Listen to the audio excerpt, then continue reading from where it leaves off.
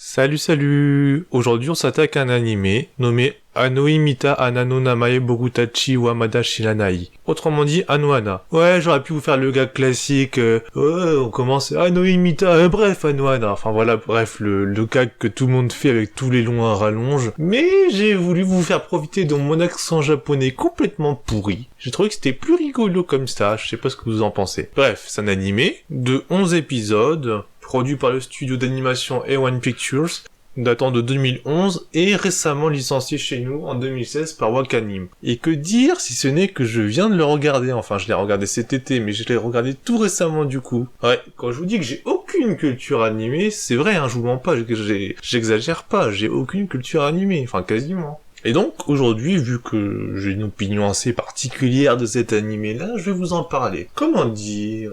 J'ai adoré cet animé, mais vraiment. Franchement, je le catapulte direct parmi mes animés préférés. Vous avez vu la petite animation avec les catapultes, là ? Ouais, je m'éclate, depuis que j'ai trouvé une petite fonction cachée de mon logiciel de montage. Je trouvais ça rigolo.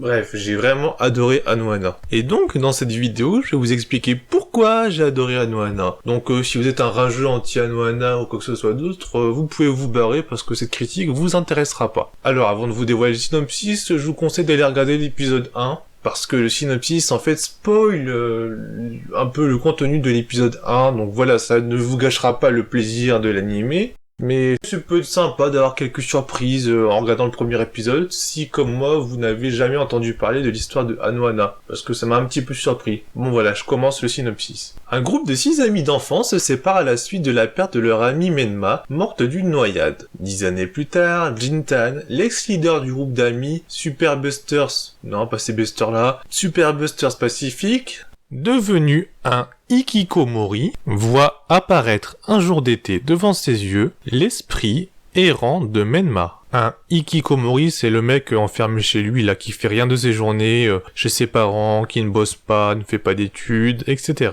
Enfin, je crois que c'est ça. Bref, c'est un Hikikomori. Il voit apparaître Menma et elle veut réaliser un souhait qu'elle a oublié, et pour cela, Jintan va l'aider. Il se voit ainsi confier la tâche très difficile de réunir, au complet, le groupe d'amis d'enfance. Dissous après l'accident. Merci Wikipédia pour ce résumé. Ouais, parce que j'avais pas envie de me faire chier à faire le résumé. Donc, comme j'ai déjà dit, j'ai adoré cet animé. Mais je vais quand même essayer d'en faire une critique objective, un minimum. Donc, suite à ce résumé, on peut se demander, Menma, là, qui apparaît dans la vie du héros, qu'est-ce que c'est ? Parce que d'après le héros, en fait, elle est une hallucination due à son stress, mais on se rend très vite compte qu'elle a une consistance physique, parce que les gens peuvent la sentir, enfin, quand je dis la sentir, c'est la sentir au toucher, pas à l'odorat. Elle a envie qu'on réalise son souhait, mais on sait pas c'est quoi son souhait. Enfin bref, du coup les questions qu'on va se poser sur cet animé, c'est déjà pourquoi le héros c'est devenu un déchet de la société ? Comment et pourquoi Menma est morte ? Et pourquoi qu'elle apparaît comme ça ? Est-ce que c'est vraiment bien elle ? Est-ce que c'est vraiment le stress, une hallucination ? Ouais, c'est un fantôme. Puis c'est quoi son souhait ? Donc voilà, l'intrigue va se focaliser sur ça en fait, pendant 11 épisodes. Alors c'est un slice of life, il se passe rien, pas grand chose, le rythme est assez lent, c'est centré autour du héros, de Menma, de leurs amis, de leurs amours, de leurs emmerdes.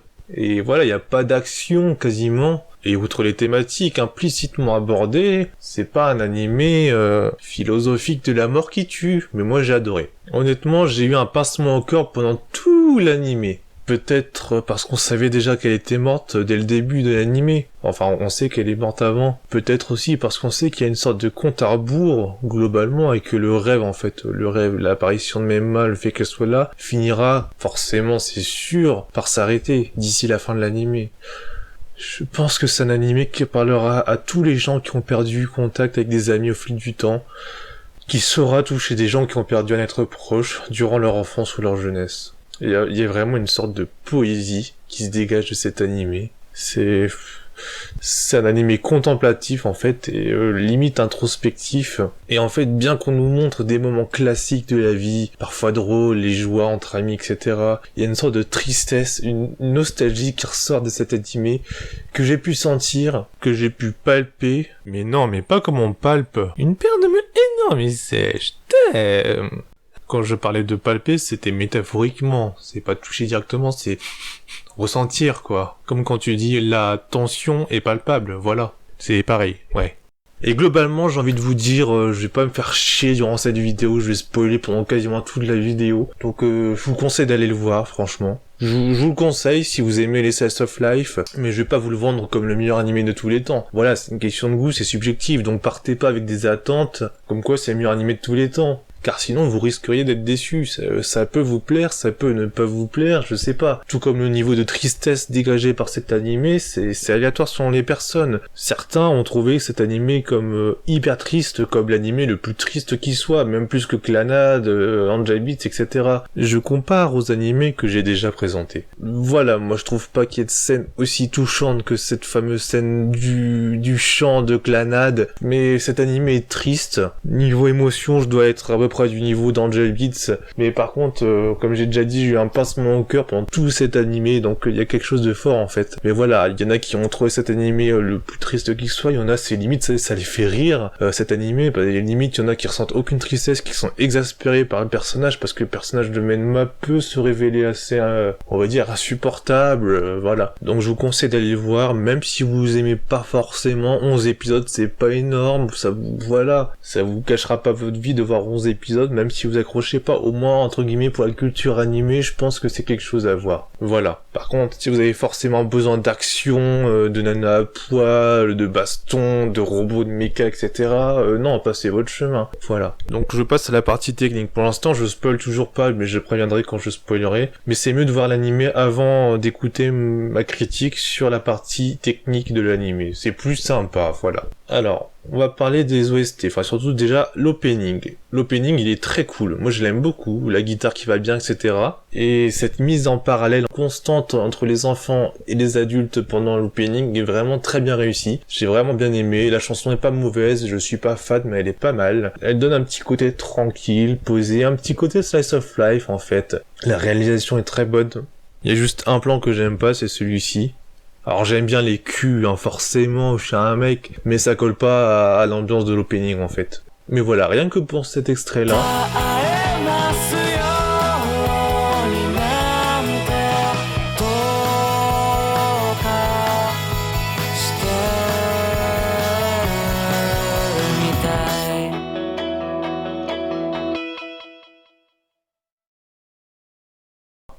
J'adore cet opening. Voilà, mais comme je le dis, la mise en parallèle entre enfants adultes, enfin enfants jeunes adultes, enfants adolescents, quoi. Le plan utilisé, avec la grange qui a un lieu symbolique parce que c'est le lieu où se réunissaient tous les Busters, et la disparition de Menma à la fin de l'opening, bien synchronisé avec l'instrumental du morceau. C'est très bon. Enfin voilà, je vais pas vous analyser tout l'opening, du moins pas tout de suite. Enfin, pas dans cette vidéo, mais c'est un très bon opening que j'aime beaucoup. Parlons de l'ending maintenant. Alors, la première chose que je me suis dit, c'est ça ressemble à Naruto. Enfin voilà, ça ressemble à un ending de Naruto Shippuden. Enfin voilà, les dernières paroles. Allez, tenez, je vous fais écouter les dernières secondes de l'ending de Naruto Shippuden dont je parle.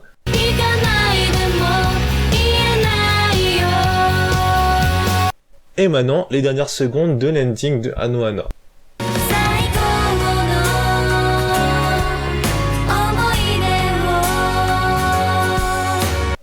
Admettez quand même qu'il y a beaucoup de similitudes, hein. Ça se ressemble pas mal. Non, alors c'est vachement réducteur ce que je dis, hein. C'est pas du tout ça, hein. L'ending c'est pas un copier-coller de celui de Naruto. Franchement, la chanson est vachement différente. C'est juste la fin, la conclusion qui ressemble un petit peu, je trouve. Globalement, j'aime beaucoup cet ending en fait.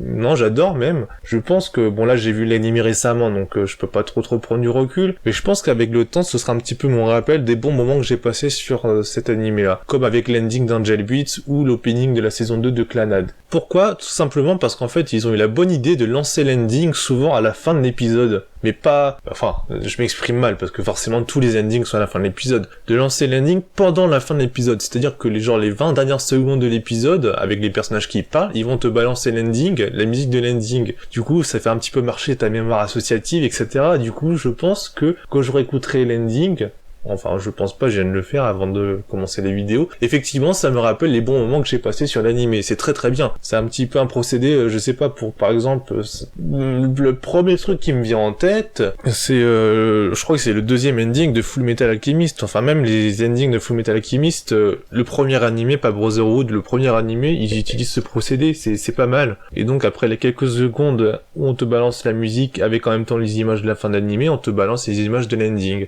Et voilà, c'est sympathique, la musique est toute douce, elle est agréable à écouter, elle colle bien à la douceur entre guillemets de l'animé. Puis franchement, les voix des chanteuses vont très bien ensemble, ça fait un beau mélange. Et aussi, une autre chose à dire sur cet ending, c'est qu'en fait, pendant l'ending, vers la fin de l'ending, il te passe des previews, enfin des images de preview du prochain épisode. Du coup, t'es plus ou moins forcé de regarder l'ending si tu veux voir la preview du prochain épisode. Contrairement aux autres animés où on te passe en général les previews après l'ending, là on te les passe pendant, du coup tu regardes l'ending, du coup ta mémoire associative fait que tu associes l'animé à l'ending, etc. Et que quand tu le réécoutes plus tard, et ben si t'as aimé l'animé, l'ending te procurera des émotions que tu as vécues pendant l'animé. Et ça c'est bien fait. Enfin bref, un bon ending que j'apprécie. Globalement les OST sont cool, les musiques sont douces, paisibles en fait, à l'image de l'animé. Enfin pas si paisible que ça l'animé, mais on se comprend. Il y en a vraiment aucune de vraiment marquante comme celle de Clannad, mais globalement, moi, ma préférée, celle que je préfère vraiment, c'est I Left You Last. Allez, je vous la fais écouter. Musique maestro.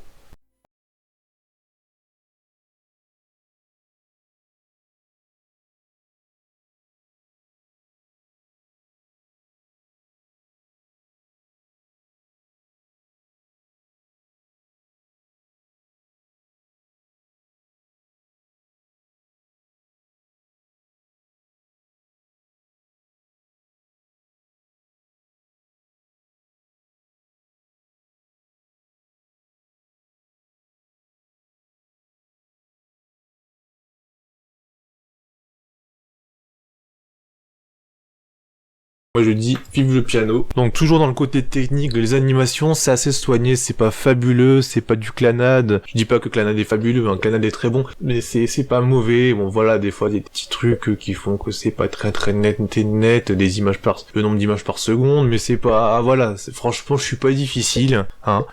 Tant que c'est pas moche, tant que c'est pas dégueulasse comme un épisode de Dragon Ball Super par exemple, ça passe, ça va. Les arrière-plans, ils peuvent être beaux, là, comme ça, là, par exemple, c'est pas mal. Globalement, c'est du bon boulot. Et parfois, quand même, quelques dessins, ils piquent un petit peu les yeux, mais il n'y en a pas des masses. Puis des fois, moi, j'ai du mal, hein. Par exemple, dans tous les animés, quasiment, on voit les bonhommes sans visage, là. Quand on voit les bonhommes de loin, j'ai un peu du mal. Bref. Bon, voilà, quelquefois, quelques dessins qui piquent un peu les yeux, mais faut vraiment avoir l'œil aguerri, et puis, faut vraiment être chiant. Donc, non, globalement, niveau graphisme, c'est bien. Quant au chara-design, j'en parlerai quand je parlerai des personnages. Et le doublage, ouf, c'est pas un casting de no-name, hein, quand même, hein, c'est pas des petits inconnus au bataillon, c'est vraiment pas mal, hein. Genre, Anaru, la rousse, elle double une autre rousse bien connue dans le monde de l'animation, puisqu'elle joue par exemple Asuna dans Sword Art Online, donc voilà, c'est pas rien du tout quand même, c'est quand même le meilleur animé de tous les temps, bande de blaireaux. Enfin bref, ça c'était pour le troll gratuit. Je vais m'attarder un tout petit peu sur la doubleuse de Anaru, parce que je l'aime bien particulièrement. Elle s'appelle Haruka Tomatsu. C'est une doubleuse chanteuse assez populaire au Japon. Je vais pas vous faire toute sa voxographie, c'est comme ça qu'on dit, il me semble, hein. Ouais, enfin, je vais pas vous faire toute sa voxographie parce qu'elle a fait pas mal de personnages dans pas mal d'animés. Mais voilà, j'ai pris Asuna comme personnage parce que c'est très connu. Pour citer un animé déjà présenté, elle fait l'ancienne camarade de classe quand ils étaient petits de Hachiman dans Oregairu. Enfin voilà, personnage ultra secondaire. Et bref, cette seiyuu, j'adore sa voix, elle est toute douce en fait. Et puis elle sait un petit peu s'exciter, s'énerver quand il le faut. Mais surtout, c'est une très bonne chanteuse dont j'adore les chansons. Par exemple, et si je vous disais que elle fait partie des chanteuses qui ont chanté l'ending de Anohana. Et ouais, ça vous le saviez pas, hein. Et aussi, accessoirement, elle a chanté le deuxième opening de la saison 2 de Sword Art Online, qui, soit dit en passant, est mon opening préféré de Sword Art Online, et que j'apprécie particulièrement. Enfin voilà, j'aime bien sa voix, j'aime bien ses doublages, voilà, bref. La voix du héros, Jintan, par exemple, c'est le doubleur qui fait le héros de High Shield 21, c'est quand même pas de la crotte, enfin c'est pas rien du tout quand même, quoi. Le doubleur de Yukiatsu, alors celui-là on l'entend un petit peu partout, c'est genre il fait Suzaku dans Code Geass, Makishima dans Psycho Pass, il fait Cloud dans FF7 Advent Children, Kira dans Bleach, Sasori dans Naruto, et surtout des tonnes d'autres, enfin il a une voix un petit peu passe-partout, mais il peut prendre des intonations différentes, en faisant un petit peu le dégoûté de la vie, etc. Et tout comme il peut faire le mec en jouer, enfin non c'est un bon doubleur, j'aime bien. Popo, je sais pas ce qu'il fait, enfin le doubleur de Popo là, je sais pas ce qu'il fait, et j'ai la flemme de rechercher, donc je te le mettrai peut-être par écrit là, ouais je vais te faire un truc, parce que là je m'enregistre à l'audio, mais je vous ajouterai par écrit des trucs que je trouverai sur internet entre temps pendant le montage, voilà. Et Menma par exemple, pour reprendre un personnage connu, c'est la même voix que Shiro dans No Game No Life. Ouais, ça change carrément de ton, hein, entre la gamine enjouée que représente Menma et la grosse blasée de la vie que représente Shiro. Et deuxième révélation du jour, la doubleuse de Menma. J'ai un trou pour son prénom et son nom, enfin bref, on s'en fout. Avec sa petite voix toute douce, c'est une autre des chanteuses qui a fait l'ending de Anohana. Et clairement, c'est celle qui chante la partie la plus marquante, puisqu'elle chante l'intro.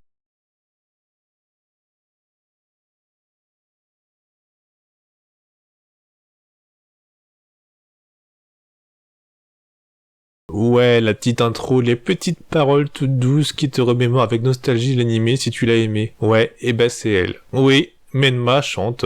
Oui. Le personnage principal est celle qui chante une bonne partie de l'ending. Et ouais, enfin bref. Tsuruko, elle fait Ayase dans Oreimo. Mais surtout une voix que j'ai entendue récemment, que je vous ai présentée globalement relativement récemment, c'est Yukino dans Origairu.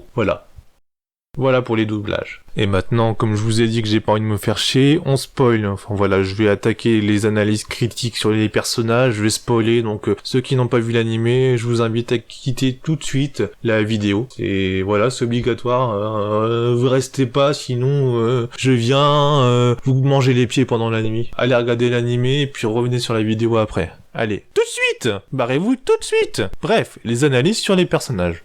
Alors Menma, parce que c'est quand même l'héroïne de l'animé. Déjà, c'est un genre de fantôme. Pourquoi je dis un genre, de toute façon, on s'en fout, hein, ceux qui n'ont pas vu l'animé sont barrés, c'est un fantôme, mais on se rend compte qu'elle a une consistance, hein, elle peut manger, les autres la sentent au toucher, hein, je parle bien sûr du toucher. Donc très vite, on s'est rendu compte qu'elle a une consistance, en fait, c'est pas que l'illusion du héros, enfin une hallucination du héros. D'ailleurs, regardez un petit peu sa robe, y a pas un truc là, au niveau design, là, qui vous met une petite puce à l'oreille? Ouais. Une robe blanche. Qu'est-ce qui est blanc? Mais non, putain, pas le liquide que je produis. Qu'est-ce qui est blanc? Oui, les fantômes, bravo. Les fantômes sont blancs. Donc voilà, symboliquement, même la couleur dans le chara-design nous montre un petit peu le statut de Menma. Parlons maintenant un petit peu de son apparence physique. Physiquement, elle est entre guillemets mignonne, mais pas hyper mignonne. Elle joue pas sur du moé, enfin voilà, des personnages trop mignons, kawaii, etc. Non, elle reste mignonne sans plus, et ça c'est pas mal. Ça permet de lui donner une touche de réalisme sans faire dans l'excès. Elle a une robe blanche, comme je l'ai déjà dit, mais longue, pour pas qu'on voit ses jambes. Note ça, c'est important. On voit pas ses jambes, pas de poitrine, pas de décolleté. Est-ce que tu vois où je veux en venir? Bah ouais, c'est pas un personnage pour le lolicon, donc voilà, à moins d'avoir des tendances pédo, tu peux pas fantasmer sur elle. Rien. Et là, pour susciter le désir, entre guillemets, sexuel envers une petite fille, comme c'est le cas dans beaucoup d'animés, voilà, je vais pas cracher sur les lolicon, etc. Je ferai une vidéo sur le lolicon un jour, c'est un sujet important, je trouve. Mais globalement, là, l'apparence fait qu'il y a une barrière anti-lolicon, parce que je pense qu'il faut vraiment être tordu pour fantasmer sur elle, alors que tout est fait pour qu'on fantasme pas sur elle. Surtout qu'elle est morte en plus, donc à moins d'être un petit peu nécrophile, voilà quoi quand même. Enfin, c'est ce que je pense. Et tout est fait pour qu'on fantasme sur la rousse. Non, je parle pas pour moi. Donc voilà, tout est fait pour qu'on fantasme pas sur elle, pour renforcer un petit peu le côté attachant, pur, innocent du personnage, hein, et pas en faire une paire de boobs sur pattes, un modèle de hentai sur lesquels des gens pourraient se masturber comme, voilà, comme d'autres personnages dans des harems, ou même, va pas chercher plus loin que One Piece ou Fairy Tail, quoi. Donc voilà, pour moi son design est une réussite, hein. Elle a grandi quand même dans l'au-delà en gros, elle a grandi, hein. C'est plus une toute petite fille, mais elle garde une apparence juvénile qui colle bien à son caractère. Et parlons maintenant de son caractère. Elle est assez exaspérante et immature, mais on peut pas lui en vouloir d'être immature, sachant qu'elle est morte jeune et du coup elle a pas évolué, même si physiquement elle a évolué, mentalement elle a pas elle a pas mûri. Donc voilà, c'est pour ça qu'elle est immature. Finalement, je trouve qu'elle est attachante. On éprouve de la peine, en fait, pour elle, surtout quand elle est triste, quand elle peut pas parler avec ses amis, quand elle peut pas partager ses sentiments avec. C'est vraiment touchant, je trouve. Bien sûr, elle symbolise aussi la mort prématurée. C'est quelque chose de très violent, de très triste. Il y a un truc à remarquer dans sa façon de parler, c'est qu'elle parle d'elle à la troisième personne. Elle dit Menma a fait ça, Menma a fait ceci, etc. Donc moi forcément au début je me demandais quand même bien sûr si c'est un fantôme, si c'est vraiment elle, etc. Donc je me suis dit peut-être qu'en disant Menma a fait ça, donc en disant pas je, en disant pas j'ai fait ça, en parlant d'elle à la troisième personne, ça pourrait dire qu'elle n'est pas Menma en fait et que Menma est bien morte. Enfin voilà. Mais non, globalement, Menma parle à la troisième personne, mais c'est plus un signe en fait d'immaturité. On voit dans les flashbacks plus tard dans l'animé qu'elle parle bien d'elle, elle a toujours parlé d'elle à la troisième personne, donc finalement en fait c'était une piste sur laquelle j'ai réfléchi pendant l'animé qui mène nulle part. Voilà. Je pense que vous me connaissez à force et vous savez que j'aime réfléchir pour des trucs qui servent à rien, hein. On atteste ma dernière vidéo. On passe maintenant à Analu. Alors je suis désolé mais j'ai pas retenu les vrais noms des personnages, j'ai retenu que leur surnom en fait parce qu'ils s'appellent comme ça pendant tout l'animé. Analu c'est un personnage bien construit aussi comme Enma. Globalement elle a toujours été introvertie et son chara-design quand elle était enfant le montre, hein. Que ce soit ses lunettes, sa façon, sa posture, sa façon d'être, etc.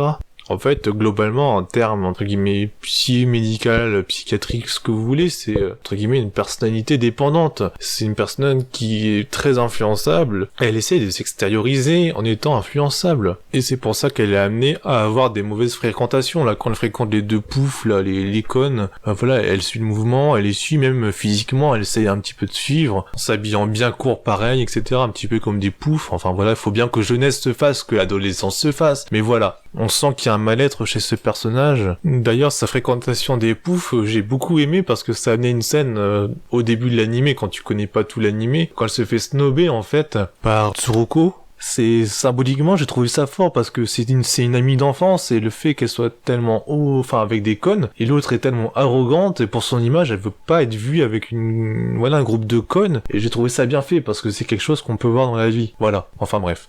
Il y a juste le fait qu'elle soit encore amoureuse du héros dont je suis pas particulièrement fan. Alors je sais pas si scénaristiquement c'est fait pour que le public s'identifie au héros et soit flatté qu'une fille comme Anaru, qui est quand même mieux physiquement, plus attirante physiquement entre guillemets que Menma, qu'une fille comme Anaru soit attirée par le héros. Non, je pense pas que ce soit vraiment ça, parce que c'est pas trop le but de l'animé, mais c'est possible. Mais surtout en fait, d'un côté c'est bien fait parce que ça montre son côté dépendant, sa personnalité dépendante, elle vit dans le passé, elle a besoin de quelqu'un pour la guider, pour l'éclairer, et donc elle garde en fait une image de Jintan quand il était petit, c'est-à-dire le leader charismatique, et non le déchet qu'il est devenu aujourd'hui. Mais d'un autre côté, c'est pas trop réaliste parce que, voilà, c'est un déchet maintenant, qui aimerait un mec pareil maintenant? Hein, ce qu'il est, c'est un petit peu un déchet, et ça montre qu'en fait Anaru, elle a pas évolué du tout depuis son enfance. Bon voilà, je suis un peu ambivalent vis-à-vis des sentiments d'Anaru. À la fois c'est bien, et puis à la fois c'est pas très bien, donc voilà. Bref. Analu, bon personnage. Maintenant on va parler de Popo. Popo. Popo, ça me fait penser à quand t'as ton bébé.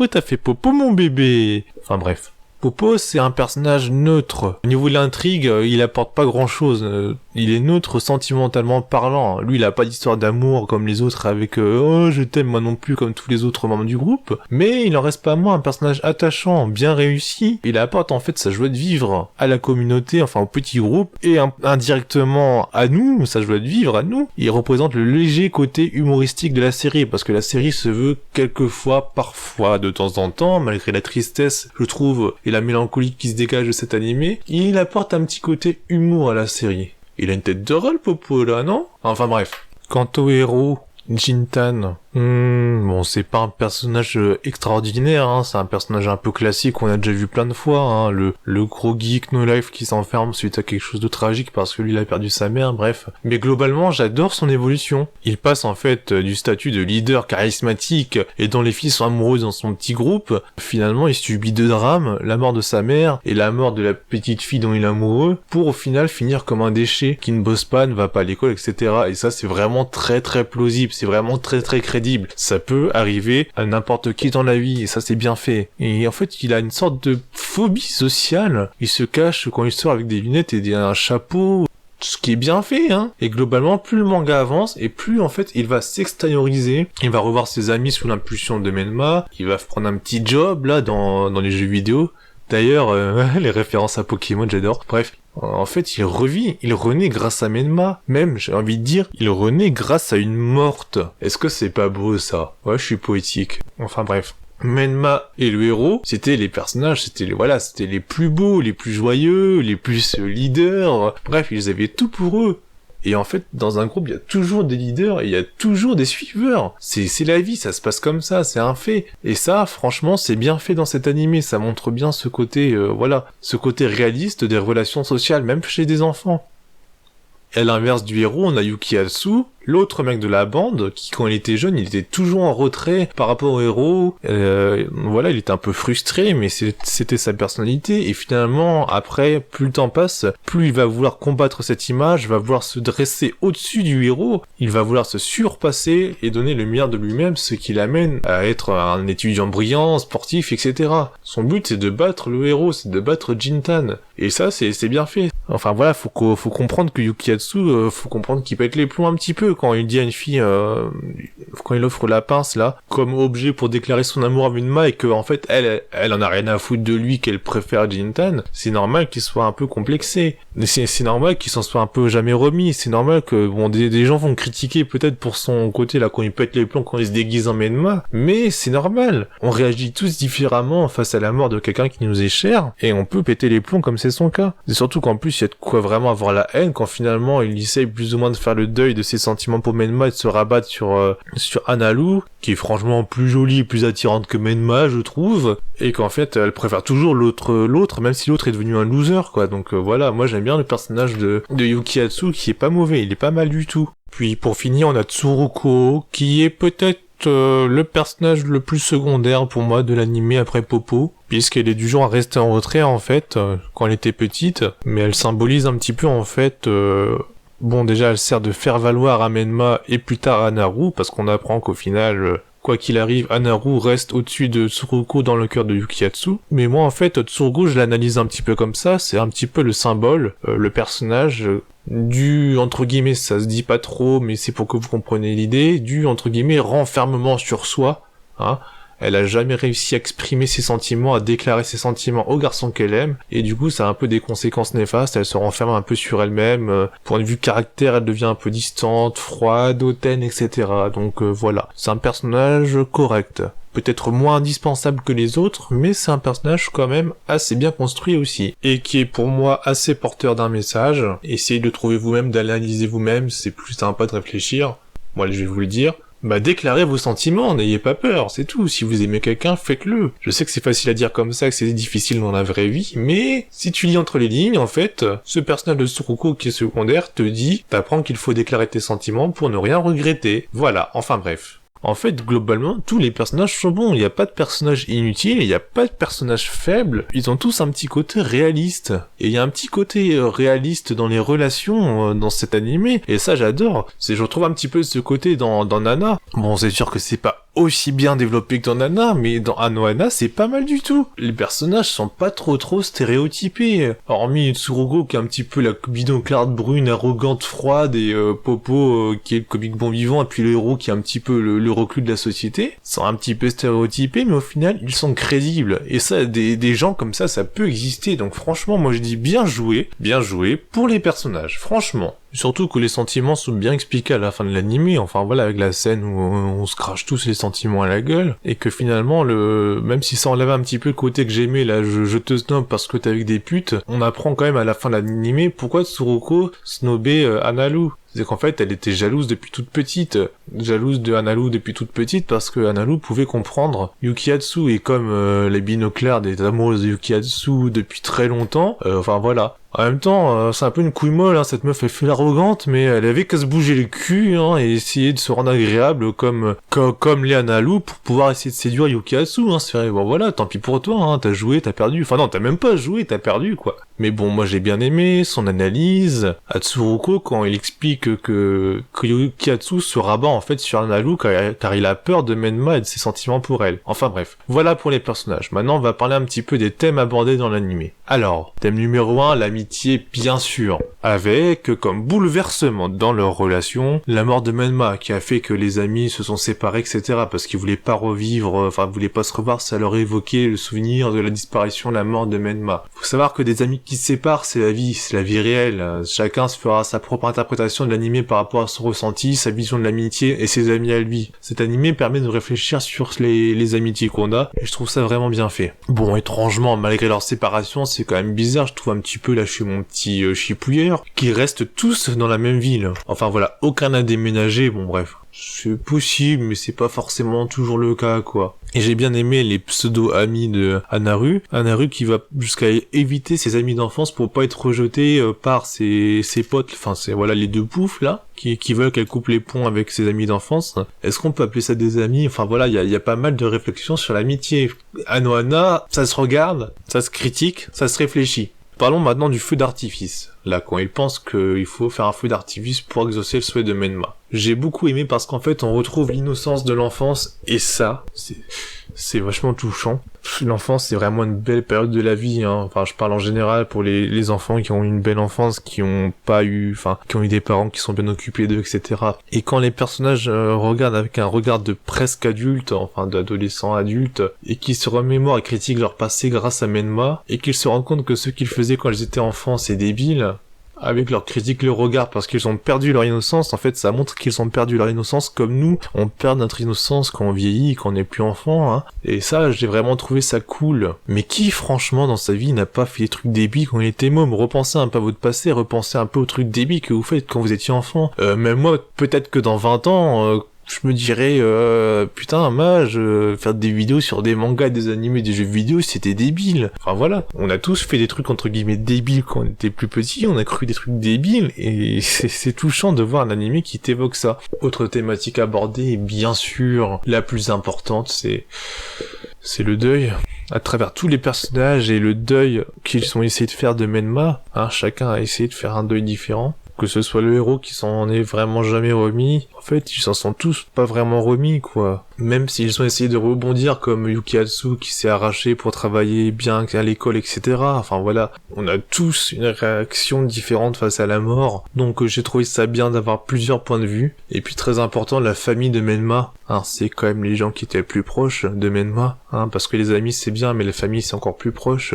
Le petit frère qui propose une autre version du deuil parce qu'il a accepté très rapidement la mort de sa sœur, parce qu'au final en fait il s'en rappelle pas, il était trop jeune pour se rendre compte. C'est bien fait. Même un personnage secondaire comme le petit frère de Menma, il apporte quelque chose à l'animé. Est-ce que vous ne vous rendez pas compte que cet animé, il est bien construit en fait? Et surtout la mère de Menma qui pète les plombs, c'est normal. C'est normal, à force je la comprends. Faut savoir que la perte d'un enfant, c'est quelque chose, c'est probablement, même sûrement, même non, c'est la pire chose qui soit dans la vie d'un homme ou d'une femme. La perte d'un enfant, il y a pas pire. Il y a vraiment pas pire.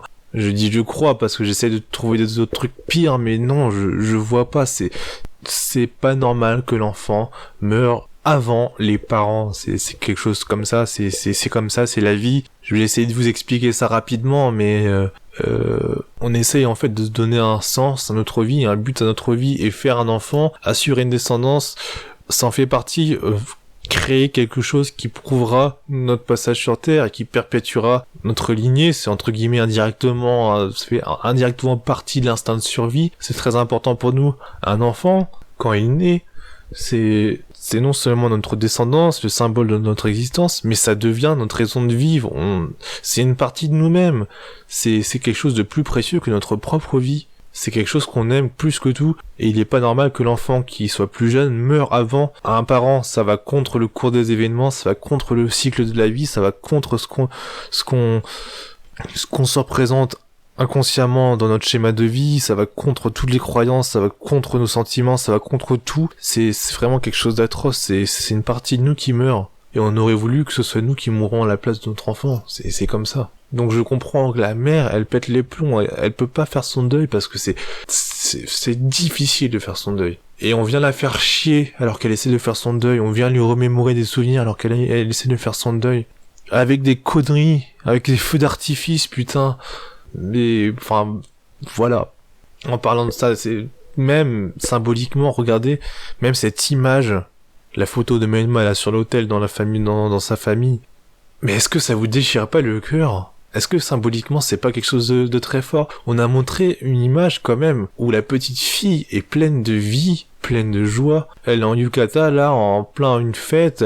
Elle est heureuse de vivre comme toute petite fille qui se doit. Et elle est morte, elle est plus là. Et en fait, ça exprime clairement qu'une vie a été fauchée trop tôt. Enfin voilà, globalement même symboliquement une photo peut engendrer des émotions chez les gens et parlera aux gens qui ont perdu un proche. Voilà. Maintenant, on va passer aux défauts. Alors, il y a des défauts de l'animé, bien sûr. Alors déjà, le rythme, il se passe entre guillemets pas grand-chose. Moi, j'ai trouvé que le rythme était très adapté à l'animé, très bien adapté, mais je pense qu'il y en a qui peuvent trouver ça trop lent. Moi, ça me dérange pas. Ça regorge de clichés, bien sûr. Oh, je tombe, oh, je te rattrape. Et puis surtout, il y a tellement d'incohérences dans l'animé. Déjà, pourquoi que Yukiatsu, il croit pas le héros quand Jintan, en fait, il lui sort la pince, hein? Quand il lui sort le message où Menma le remercie pour la pince, ça prouve quand même qu'il est en communication avec Menma. Donc voilà, rien que ça, moi je croirais, à moins que le mec... Ouais, non, bon d'accord, bon... Il aurait pu... écoute, quelqu'un aurait pu entendre la conversation, ou je sais pas. Bref, déjà, moi je commencerais à y croire.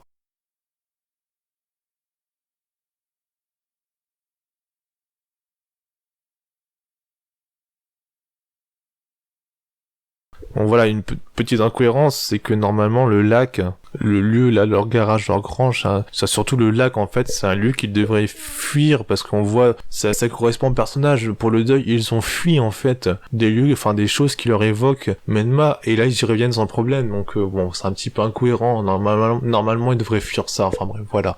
Et puis surtout, pourquoi le héros il ne profite pas de Menma? Mais non, mais pas sexuellement, espèce de cochon. Mais arrête de voir du cul partout, mais pourquoi, en étant sérieux 2 secondes, pourquoi il la prend pas dans ses bras?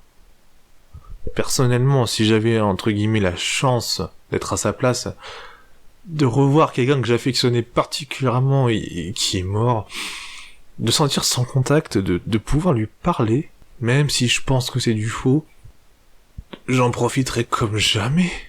Et quitte à baigner dans du faux, quitte à me bercer d'illusions, n'importe qui donnerait n'importe quoi pour serrer une dernière fois dans ses bras une personne disparue qui lui était chère, mais vraiment n'importe qui. Même si c'est pas bon, même si ça fait régresser, qu'il faut pas se tourner dans le passé, il faut avancer, d'accord, etc. Mais n'importe quel humain a des faiblesses, et n'importe quel humain profiterait de cette situation. Alors pourquoi le héros le fait pas? Alors pourquoi le héros fait rien? Enfin, je veux pas me généraliser à tout le monde, mais je pense qu'on est tous comme ça. Hein, même si on n'a peut-être pas envie de rouvrir des blessures, quand elle est là, donc autant en profiter. Alors pourquoi il ne fait rien? Surtout que Menma, elle lui saute souvent dessus, elle s'accroche à son dos, etc. Mais imaginez-vous 2 secondes à sa place. Mais une réaction normale, ça aurait été de pivoter instantanément et de la serrer dans vos bras. Sérieusement, tapoter du doigt là, comme il le fait, ou lui faire un bisou, un câlin. Mais enfin voilà, en plus ça aurait ajouté quelque chose de touchant à l'animé, et ça aurait amplifié les processus d'identification. Donc bon voilà, c'est un défaut de l'animé. C'est pas ça qui va faire que l'animé est mauvais, mais pour moi c'est un défaut. Même si je sais que les contacts au Japon sont moins forts, moins fréquents que chez nous, il y a quand même des contacts avec les personnes qui te sont très très chères, très intimes. Mais pas intimes dans le sens amoureux, dans le sens famille, etc. aussi. Bon, parlons un peu plus gaiement. Un autre défaut. Les feux d'artifice. D'accord, alors c'est des feux d'artifice, ok, c'était mignon, etc. Mais sérieux? 200 000 yens 200 000 yens Actuellement, 200 000 yens, bon voilà, ça va peut-être changer à l'avenir, je sais pas, mais ça fait entre 1500 et 2000 euros. Sérieux, 2000 euros? Non mais imaginez le truc, vous perdez un ami d'enfance. Un jour, un ami commun, il vient vous voir, et il dit qu'il voit cet ami d'enfance. Déjà vous le regardez avec des gros yeux en vous disant « Ouais, t'as fumé quoi mon pote ?» Et là, il vous sort qu'il faut bosser et rassembler 200 000 yens car cet ami pense, il n'en est pas sûr, il pense que c'est le souhait de l'ami mort Non mais franchement, est-ce que vous lui pissez pas, vous lui crachez pas à la gueule, le mec qui vous fait ça? Et oui, ils le font, putain! Surtout que Jintan, il n'a plus aucun leadership. C'est une bouse, c'est une merde, mais personne n'écouterait cette petite merde. Non mais c'est n'importe quoi. Bon, autant Popo, je veux bien. Je comprends parce que c'est un personnage crédule, il est partant pour tout, il est enjoué pour tout. Autant les deux arrogants, là, mais non. Putain, mais non. Ils vont pas suivre ça. Bon, ok, ils bossent pas. Au moins, ils sont pas cons, ils vont pas jusqu'à bosser pour des conneries. Les intellos, la pragmatique, hautains, arrogants, ils se font entraîner dans cette histoire de merde, putain. Non, c'est pas crédible. C'est pas crédible. Ils suivent tous le héros comme si c'était leur leader. Oui, c'était le cas quand ils étaient petits. Mais plus maintenant. Maintenant, c'est une petite bouse. Même mon caca, après avoir bouffé un Mexicain à volonté, il a plus de leadership que cette petite bouse. Surtout que là, les arrogants intellos, là, contrairement aux héros, ils ont mûri. Ils ont gagné en intelligence, eux. Alors pourquoi suivre un petit con, enfin une petite merde? Non, franchement, c'est une incohérence. Je veux bien que scénaristiquement il faut qu'ils suivent le groupe, mais enfin voilà, ça montre le côté on se fait entraîner là-dedans, mais c'est pas crédible par rapport à ces deux personnages-là. Voilà, bon voilà, c'était pas trop grave, là je fais l'excité parce qu'il faut bien que je me défoule par rapport aux thématiques un peu plus tristes de tout à l'heure, mais enfin voilà. Je reviens au reproche précédent là, comme quoi le héros ne montre pas de signes d'affection envers Menma. Faudrait vraiment que j'écrive mes vidéos un jour au lieu de faire beaucoup trop d'impro comme je le fais. Enfin bref, le fait que le héros montre pas ses sentiments envers Menma, qu'il reste sur la retenue, etc. Pour moi, ça renforce d'autant plus un mini reproche que je fais à l'animé. À savoir qu'il a quand même une fille pas mal du tout, qui a bien grandi. Je parle de Anaru, qui est entre guillemets mise en valeur sexuellement, enfin sensuellement, enfin voilà, explicitement on te montre quand même pas mal de petites tenues pour émoustiller les hormones. Non, même le plan des fesses, là, que j'aime pas dans l'opening, enfin bref, t'as cette fille-là qui lui montre ses sentiments au héros, et au lieu de tourner la page, et de prendre du plaisir, ouais, sexuellement aussi, ouais, c'est dépucelé, etc., il préfère s'accrocher à un fantôme du passé. Bon, je trouve ça un petit peu, bon, voilà. Préfère une petite fille avec un corps de petite fille, plutôt qu'une rousse plutôt bien montée. C'est un pédophile! Non d'accord, faut bien conserver le message de l'animé, machin les sentiments amis d'enfance, etc., l'amour d'enfance, mais ça aurait été sympa aussi qu'ils partent avec la rousse, parce que finalement, ça aurait pu aussi montrer un côté tourner la page, regarder vers le futur, parce que c'est comme ça qu'on se reconstruit, surtout dans le cas du héros qui a perdu quand même sa mère et la fille dont il est amoureux. Bon, un autre défaut, c'est que c'est quand même un petit peu parfois trop tiré sur la corde sensible. C'est un petit peu trop larmoyant, c'est genre un peu comme d'ailleurs les intrigues parallèles de Clannad. Tiens, qu'on va pleurer facilement pour X raisons, tiens, qu'on essaie de faire du sensible, comme si en fait on avait genre une seringue et qu'on essayait de te foutre dans les yeux pour tirer des larmes, quoi. Moi, c'est ce que je pense, ça a pas marché avec moi, c'est trop exagéré des fois. Les scènes là où ils pleurent tous, où ils se confessent tous, là, j'ai trouvé ça trop exagéré. En fait, je trouve que l'animé est déjà très émouvant, par son fond, par le fond qui a abordé, par les thématiques abordées, et donc il n'y a pas besoin d'en faire des masses sur la forme, je trouve que ça casse un petit peu le truc, voilà.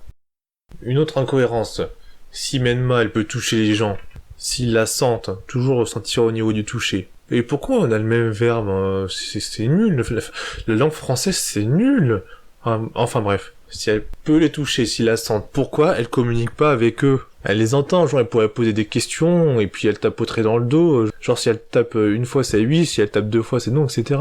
Comme on fait avec les gens qui peuvent pas parler. Ouais, je sais, je chipote. Mais c'est surtout qu'en fait les amis de Jintan, ils le croient pas trop, hein, ils sont pas convaincus de l'existence de Menma, enfin du retour de Menma, hein, c'est normal. Et avec ça, ils pourraient quand même prouver son existence.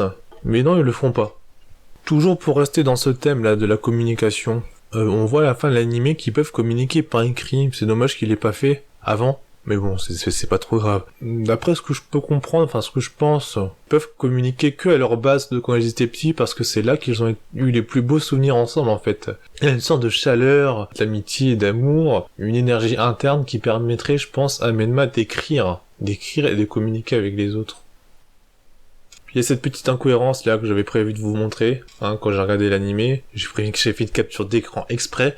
Bonjour, je suis un papa qui s'étonne même pas que mon fils dorme sur un canapé alors qu'il a un lit. Et là je reviens sur ce que je disais tout à l'heure, mais putain, mais pourquoi il dort pas avec Menma? Mais non, rien de sexuel, mais pouvoir la serrer dans ses bras avant de lui dire bonne nuit, la voir au réveil, n'importe qui rêverait de faire ça avec une personne qu'il aimait qui est disparue. N'importe qui. Un autre petit défaut à l'animé, mais ça c'est personnel, je le reproche, mais c'est personnel. Je trouve qu'on s'attarde pas assez en fait sur la mère du héros.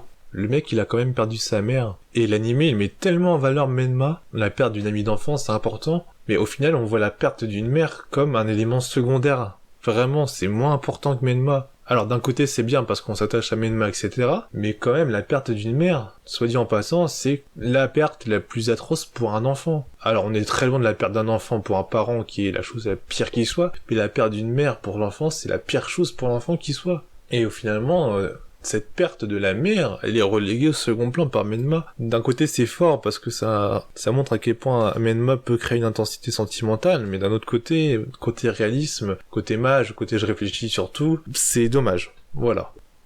Un autre défaut, c'est que j'aurais voulu connaître en fait les détails de la mort de Menma. Limite revoir la scène de sa mort, c'est un petit peu sadique, mais ça permettrait d'intensifier la dimension tragique de sa mort. Ça me paraissait important. Et je pensais que ça serait révélé dans l'animé, mais non. Tiens, en parlant de Menma, je suis désolé, faut vraiment que j'écrive mes vidéos, mais non, je marche à l'impro, moi. Voilà, ça, c'est une réaction normale quand tu revois un être cher. Même si c'est inversé parce que c'est Menma qui fait le câlin à son frère, mais ça, c'est normal. Ça, c'est pas normal. Enfin bref. Maintenant, on va passer au point fort de l'animé. Bon, déjà, j'en ai cité pas mal jusque-là, tout le côté touchant, etc.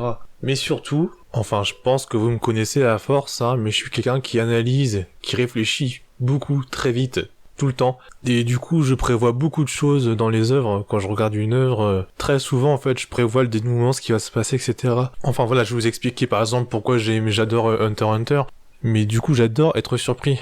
Et alors que je m'attendais, comme beaucoup de monde, je pense que le but de Menma, c'était de refonder le groupe d'amis des Busters. Au final, on nous sort en fait que la mère de Jintan, sur son lit de mort, elle demande à Menma de le faire pleurer car il n'extériorise pas ses sentiments. Et ça, honnêtement, je m'y attendais pas. Ça me semblait tellement imprévisible, surtout qu'en fait, il y a une incohérence. Enfin bref, je reviendrai dessus. Surtout qu'en fait, on est bien guidé vers l'erreur en fait. Par exemple, quand Menma avait convoqué tout le monde avant de mourir, tout le monde sauf Jintan, c'était en fait pour savoir comment le faire pleurer, alors que n'importe qui réfléchit aurait pensé que c'était pour parler de sentiments amoureux, etc. Enfin bref.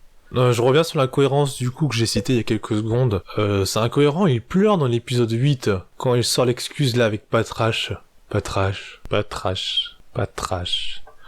Oh putain, le chien des Flandres. Ah, je retombe en enfance. Ces dessins animés mythiques qu'on nous diffusait, genre Rémi sans famille, Patrash et consorts. Je me dis que j'ai quand même vécu l'âge d'or de l'animation à la télévision. Bon, maintenant il y a plus trop de télévision. Tous les gens prennent sur internet, mais quand je vois les merdes qu'on nous passe à la télé actuellement, je fais peut-être mon vieux con là, genre en mode c'était mieux avant, mais c'était mieux avant. Enfin bref, Jintan, il pleure dans l'épisode 8. Or, Menma, elle disparaît que dans l'épisode 11. Et ça, c'est une incohérence. Et donc, en regardant l'animé, on peut se demander, en voyant cette incohérence, mais c'était quoi vraiment son souhait? C'était peut-être pas ça. Alors moi, je vous donne les impressions que j'ai eues sur le moment, à la fin de l'animé. Peut-être que le souhait, c'était effectivement de voir Jintan pleurer, mais peut-être que la condition qu'il fallait, c'était que le groupe soit soudé, en fait. Il fallait que Jintan pleure. Mais pour que Menma disparaisse, il fallait peut-être que Jintan pleure une fois que le groupe aurait été soudé. Ou alors peut-être que c'est des mensonges, peut-être que Menma raconte que des bêtises, elle ment, on sait pas. Ou peut-être c'était d'entendre Jinta lui dire à Menma qu'il l'aime. Peut-être que le souhait en soi c'était bien de voir Jintan pleurer, mais qu'au final Menma ne pouvait partir que si le groupe était soudé. Peut-être faire que Jinta extériorise ses sentiments comme il le fait quand il dit à Menma qu'il l'aime, et qu'il s'extériorise lui-même, ce qu'il a fait dans l'animé, durant l'animé. Ou sinon, ce qui m'avait l'air probable, c'était que tous les Busters exposent tous leurs sentiments pour que chacun puisse avancer dans la vie, et ce, sans Menma.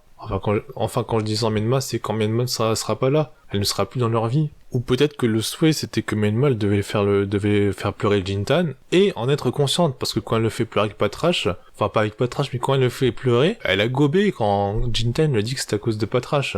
Donc peut-être qu'elle a pensé que c'était pas à cause d'elle qu'il a pleuré. Enfin voilà, je vais pas vous faire une vidéo 10 théories sur le souhait de Menma, parce que les vidéos théories, ça va quoi. C'était déjà assez long pour la dernière. Ou sinon, peut-être que Menma a oublié son souhait, donc ça a pas marché. Par contre, quand elle se souvient de son souhait, et qu'après Jintan y pleure, ça marche.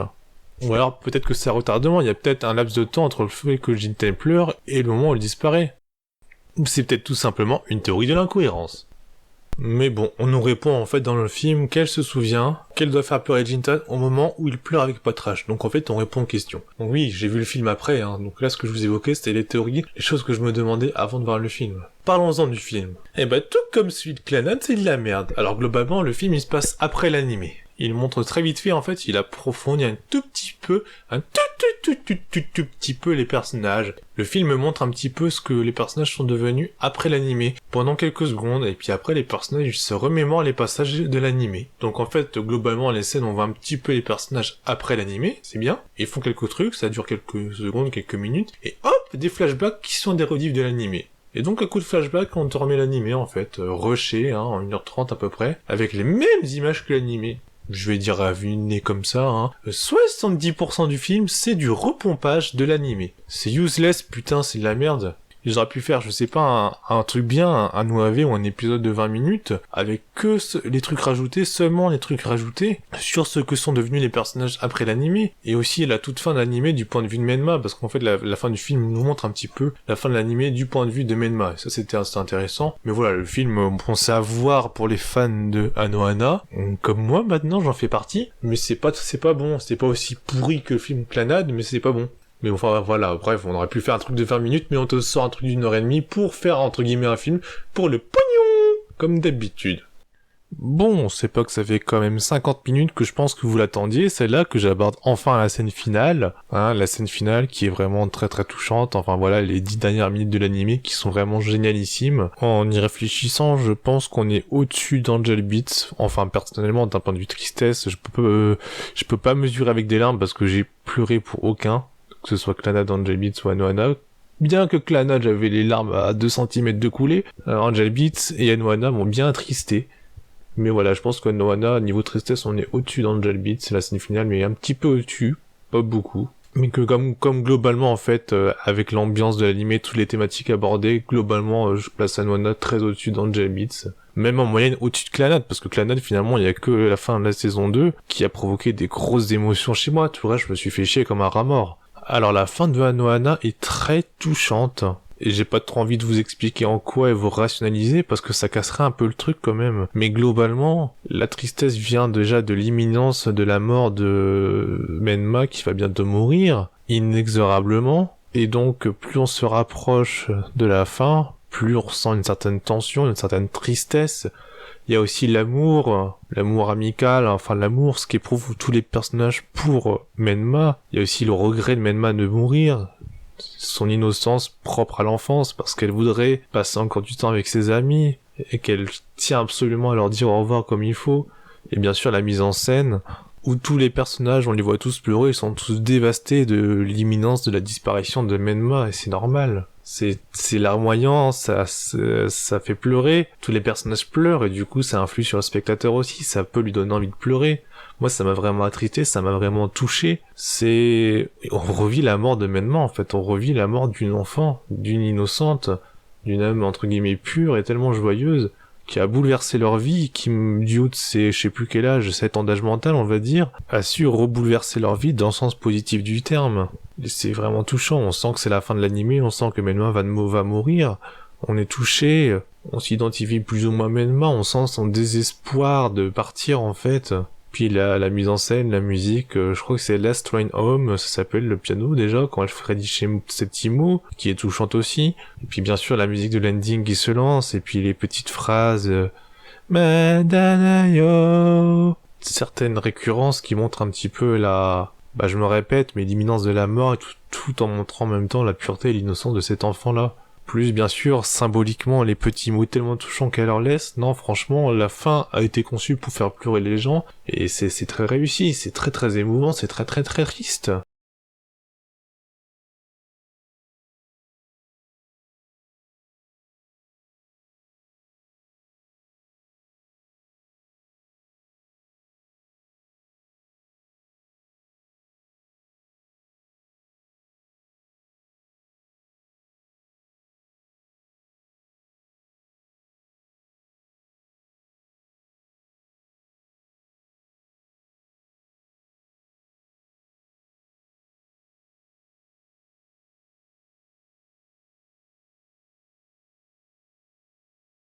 Un mois encore. 本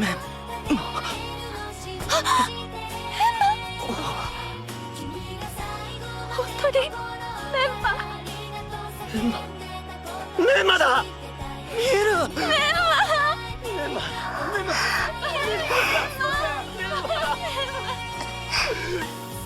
メンマ。こういう時はお名前言うのと違うよ。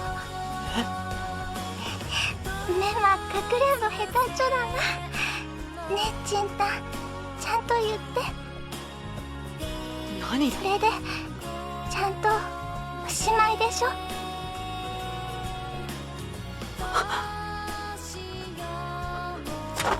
手紙読んだぞ。俺も大好きだぜメンマ。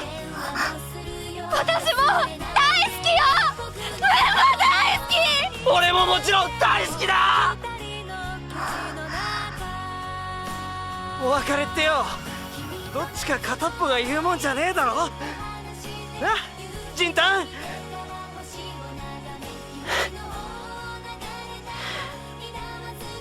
願い叶えてくれてありがとな。大好きだメンマ。ジンタンまたメンマ泣かした。ジンタン。こらジンタン。泣かした先生に。てめえ裏切ったな。ジンタンダメでしょもう。メ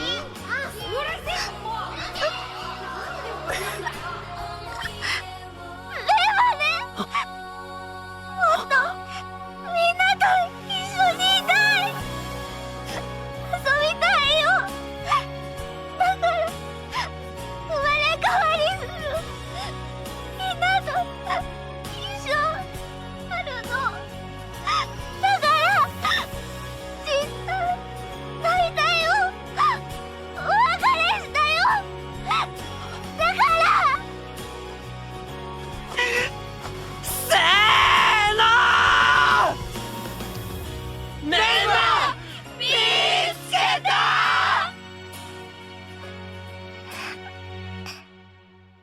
見つかっちゃった。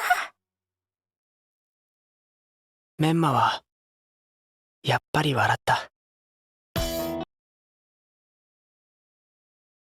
Voilà, dites-moi dans les commentaires ce que vous en pensez. Si j'ai bien fait mon boulot, normalement vous avez aussi vu Clannad dans Angel Beats, si j'ai réussi à vous convaincre, donc n'hésitez pas à me comparer ce que vous préférez dans les commentaires. Sans, si possible, spoiler en fait, sans dire, voilà, vous pouvez me dire j'ai préféré la fin de Anohana, j'ai trouvé la fin de Anohana plus triste ou moins triste que Clannad par exemple, mais en évitant de détailler les scènes, ce qui s'est passé exactement, si possible, merci. Enfin, voilà. En conclusion, les gens, je trouve qu'Anohana est un chef-d'œuvre. Je m'avance peut-être pour rien, j'en sais rien en fait, j'ai la flemme de faire des recherches, mais vu le réalisme inculqué aux personnages, aux situations, je suspecte fortement les gens à la tête de cet animé d'avoir vécu une situation comme celle-ci, comme celle décrite dans Anohana. Je pense qu'il y a une part de vécu, voire même d'autobiographie dans le comportement et le jeu des enfants. Si c'est pas le cas, franchement, je dis chapeau parce que c'est grandement et majestueusement imaginé de la part des producteurs. C'est très très bien fait. C'est maintenant un de mes animés préférés, je l'adore. Je pense vous l'avoir démontré, même si mon côté critique fait que je mets toujours l'accent sur les défauts. Enfin voilà, c'est pas parce que j'adore quelque chose que j'en vois pas les défauts, mais pour moi les qualités supplantent largement les défauts. J'ai adoré cet animé. Et pour finir, c'est une analyse purement personnelle. Anohana, c'est l'animé qui a permis à un héros qui était un nid, enfermé chez lui à jouer aux jeux vidéo, un geek, etc., qui foutait rien. C'est l'histoire d'un héros qui, grâce à Menma, finit par revenir à l'école. Il évolue. Anohana, c'est l'histoire d'un animé qui te montre des choses sur la vie, sur la mort, sur le deuil, sur l'amitié. Ça, c'est fort. Anohana, ou comment renvoyer des jeunes adultes en enfance et leur permettre de mûrir et de ne plus être des enfants. Et je conclurai dessus. Anohana, c'est l'histoire d'adolescents qui deviennent des jeunes adultes, en retombant en enfance. Salut, salut.